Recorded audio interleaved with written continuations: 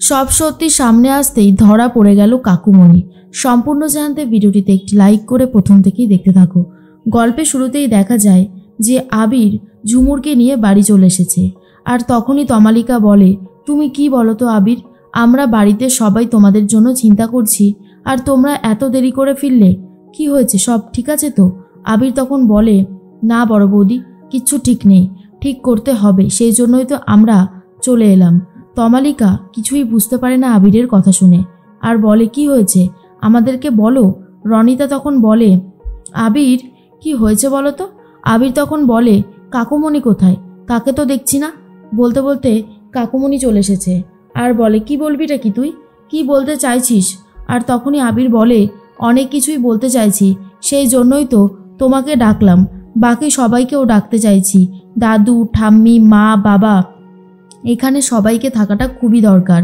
তখনই ঝুমুর বলে, হ্যাঁ আসলে দাদাবাবু এখানে অনেক সত্যি এখন বলতে চলেছে, সেই জন্য সবাই যদি থাকে তাহলে সত্যি কথাটা বলতে অনেক বেশি সুবিধা হবে, না হলে বারবার করে সবাইকে বলতে হবে।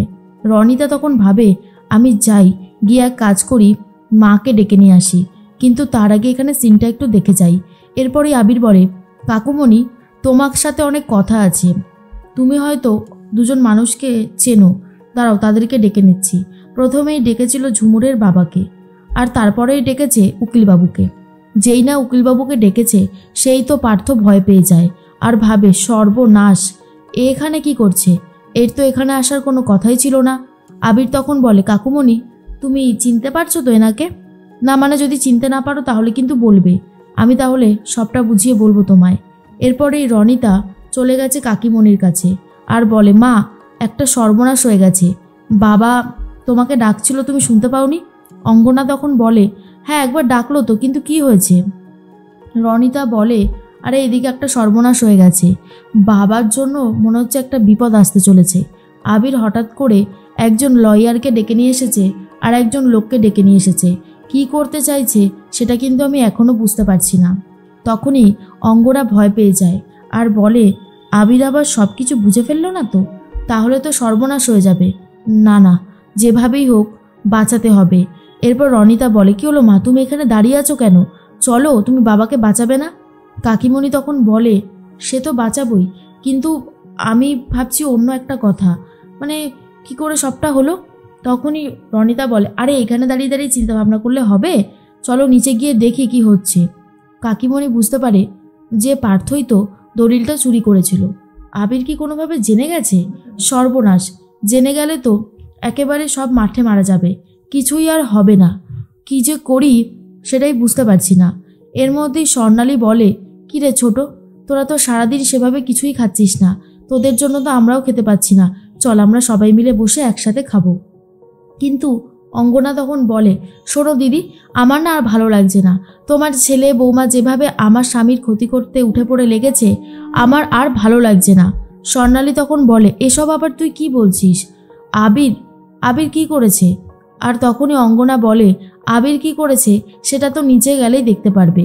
সব থেকে বড় একটা কথা কি জানো, আমার এটা ভেবে অবাক লাগছে যে সব কিছুই কেমন বদলে গেছে, আগের মতন আর কিছুই নেই, এই পরিবারটা ভেঙে একেবারে টুকরো টুকরো হয়ে গেছে।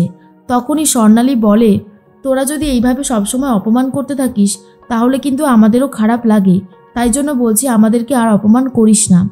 অন্যদিকে আবির তো কাকুমণির সাথে কথা বলছে, আর এর মধ্যেই মামা চলে এসেছে দাদুকে ডাকার জন্য আর বলে, জামাইবাবু এদিকে আপনি বসে বসে গান শুনছেন, ওদিকে তো একটা হুলস্থুলি কাণ্ড পড়ে গেছে। তখনই দাদু বলে, কি হয়েছেটা কি, সেটাই তো জানার চেষ্টা করছি। আর ঠিক তখনই মামা বলে, আরে এদিকে আসুন তাহলে দেখতে পাবেন। দাদুকে নিয়ে আসা হয়েছে। আর তখনই আবির বলে, এই তো সবাই এখানে উপস্থিত হয়ে গেছে। সৌকর্য বলে, কি চাইছিসটা কি তুই, তোর কথাবার্তা তো আমরা কিছুই বুঝে উঠতে পারছি না। আবির তখন বলে, অনেক কিছুই বলতে চাইছি, তোরা যদি বুঝতে না পারিস তোদেরকে আরও ভালো করে বোঝাবো বলেই তো আমি এই কাজটা করলাম।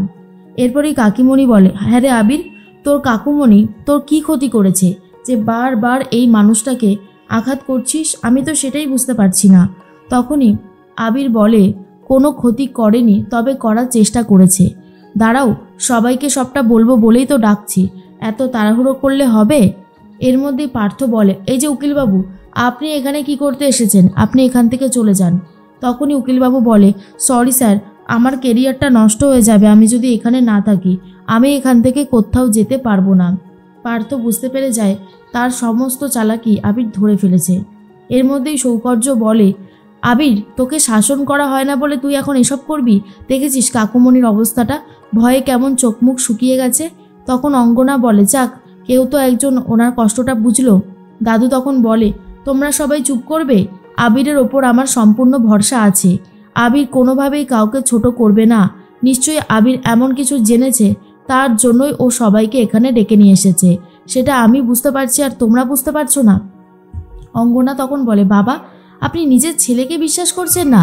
তখন দাদু বলে, না, করছি না, কারণ আমি শুধু আমার আবিরকেই বিশ্বাস করি।